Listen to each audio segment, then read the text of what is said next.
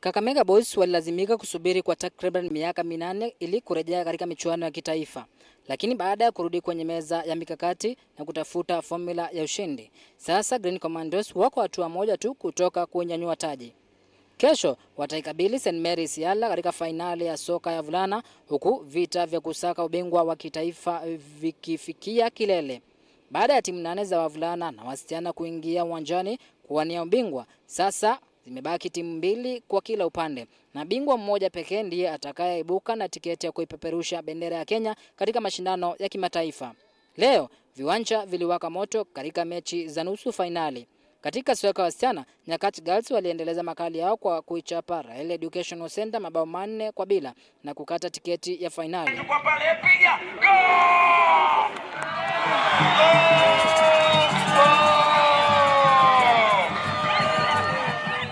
Kwa upande mwingine, St. Joseph's Kitale waliibuka na ushindi mwembamba wa bao 1-0 dhidi ya Bishop Jenga.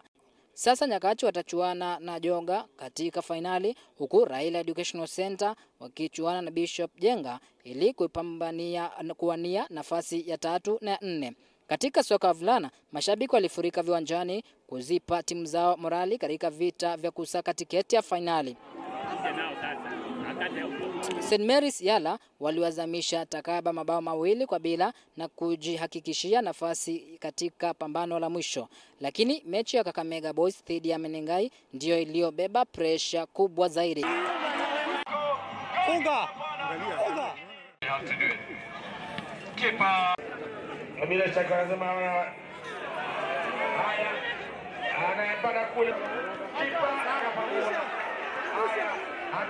Baada ya dakika 90 kukamilika kwa sare ya 1-1, pambano hilo lililazimika kuingia katika muda wa nyongeza. Na ndipo Green Commandos wa Kakamega walipopiga shambulizi la ushindi wakifunga bao muhimu katika kipindi cha kwanza cha muda wa nyongeza na kuandika historia ya kurejea fainali. Sasa jukwaa limekamilika. Green Commandos wa Kakamega dhidi ya St. Mary's Yala.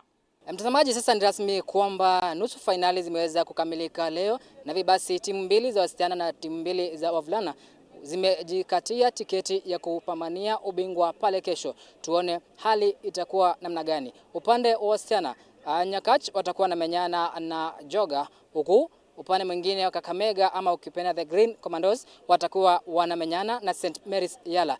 Tuone je, ni nani atakayetawazwa kuwa mfalme au bingwa wa soka hapa Kenya kule Morogoro, Tanzania. Caxton Musyoka, Majestic Digital TV, M-Pesa Foundation Academy, Thika, County ya Kiambu.